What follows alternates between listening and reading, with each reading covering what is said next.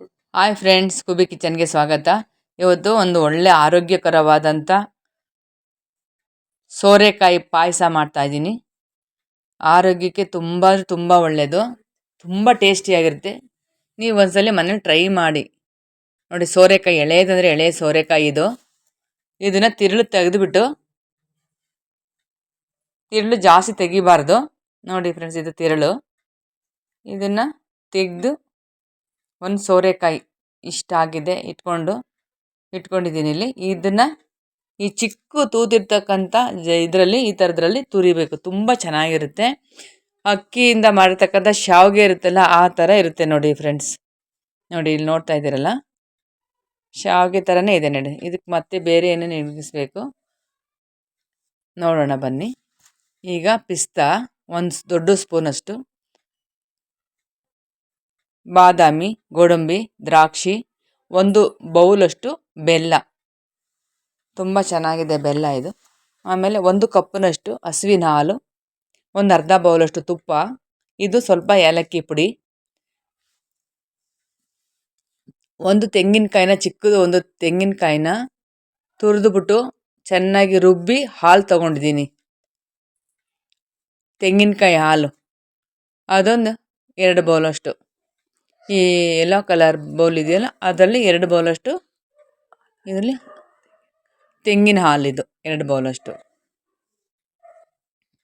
ನೀವು ತೆಂಗಿನಕಾಯಿ ಹಾಲು ಸ್ಕಿಪ್ ಮಾಡಿ ಬರೀ ಹಾಲಲ್ಲೂ ಮಾಡ್ಬೋದು. ತೆಂಗಿನಕಾಯಲ್ಲಿ ತುಂಬ ಟೇಸ್ಟ್ ಆಗಿರುತ್ತೆ. ಅದು ಒಂಥರ ಟೇಸ್ಟು, ಇದು ತುಂಬ ವೆರಿ ಟೇಸ್ಟ್ ಆಗಿರುತ್ತೆ ತೆಂಗಿನಕಾಯಿ ಹಾಲು. ಆಮೇಲೆ ಗ್ಯಾಸ್ ಹಚ್ಬಿಟ್ಟು ಒಂದು ಪಾತ್ರೆ ಇಟ್ಕೊಂಡು ಈ ತುರಿದಿರ್ತಕ್ಕಂಥ ಸೋರೆಕಾಯಿನ 1 ಸ್ಪೂನ್ ತುಪ್ಪ ಹಾಕಿ, ಇದರಲ್ಲಿರ್ತಕ್ಕಂಥ ನೀರೆಲ್ಲ ಹಿಂಗೋವರೆಗೂ ನಾವು ಈ ರೀತಿ ಫ್ರೈ ಮಾಡಬೇಕು. ಇದ್ರ ನೀರಿನಂಶ ತುಂಬ ಜಾಸ್ತಿ ಇರುತ್ತೆ. ಇದೆಲ್ಲ ಹೋಗೋವರೆಗೂ ನಾವು ಎಲ್ಲ ಚೆನ್ನಾಗಿ ಫ್ರೈ ಮಾಡ್ಕೋಬೇಕು. ನೋಡಿ ಎಷ್ಟು ನೀರಿದೆ. ಇದೆಲ್ಲ ಹೋಗೋವರೆಗೂ ನೀಟಾಗಿ 1 ನಿಮಿಷ 2 ನಿಮಿಷ ಚೆನ್ನಾಗಿ ನೋಡಿ. ಇವಾಗೆಲ್ಲ ನೀರೆಲ್ಲ ಹೋಗಿದೆ. ಈ ರೀತಿಯಾಗಿ ಫ್ರೈ ಮಾಡಿಕೊಂಡು ಒಂದು ಬೌಲಿಗೆ ಹಾಕ್ಕೊಂಡು ಇಟ್ಕೋಬೇಕು.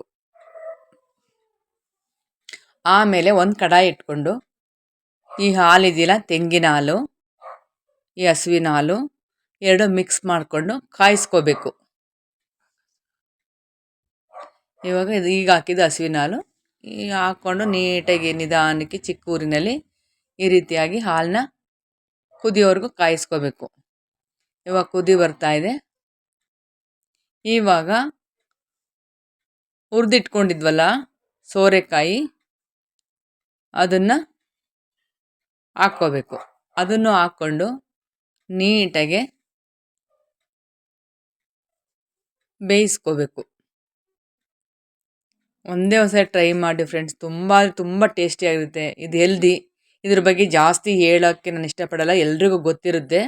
ಅದು ಕೆಲವರಿಗೆ ಮಾಡೋ ರೀತಿ ಗೊತ್ತಿರಲ್ಲ. ಈ ರೀತಿಯಾಗಿ ಒಮ್ಮೆ ಮಾಡಿ. ಈ ಬೇಯ್ತಾ ಇರ್ಬೇಕಾದ್ರೆ ಒಂದೇ ಒಂದು ಚಿಟಿಕೆ ಒಂಚೂರು ಅರಿಶಿನ ಹಾಕ್ಕೊಂಡು ಈ ರೀತಿಯಾಗಿ ಬೇಯಿಸ್ಕೋಬೇಕು ಚೆನ್ನಾಗಿ.